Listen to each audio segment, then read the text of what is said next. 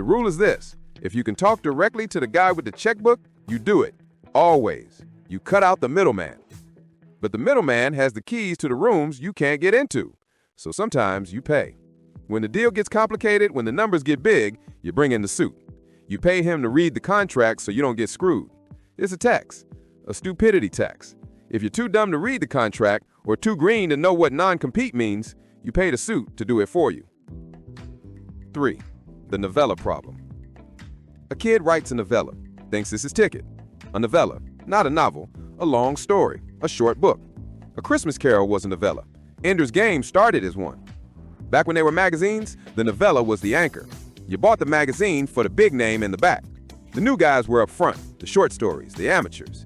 The name in the back, the novella, that's what sold the thing. It was the headliner. The magazines died. Then, for a minute, you could sell these things online for a couple bucks. There was a gold rush. People bought them. Then that died too. The big houses, they don't want your novella. It's not worth the paper. Someone goes to a bookstore, they want a brick for their money. They want something that takes a week to read. A novella is an afternoon. You can't charge much for it. So what's the play?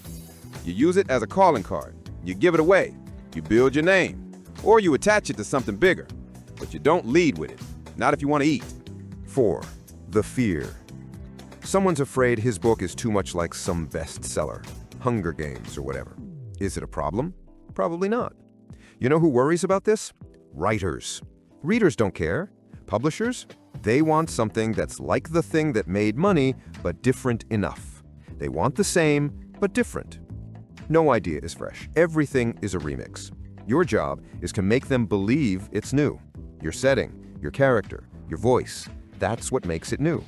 Give it to a reader. Don't tell them what it's like. See if they say, "This reminds me of that thing I love." If they do, you've won. You've sold them. If they say, "This is a ripoff," then you've got a problem. But my guess, you're worrying about nothing. Tell your story. Stop whining. 5. The readers. When do you get an agent?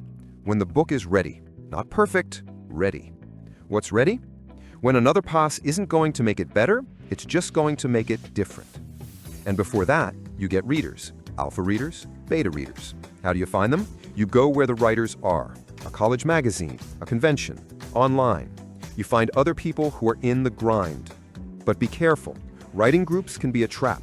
A bunch of amateurs telling each other what's wrong. They become a support group for failure. For more writing content, endless giveaways, and earning opportunities, be sure to visit writersdepot.org, because a starving writer is just so 20th century.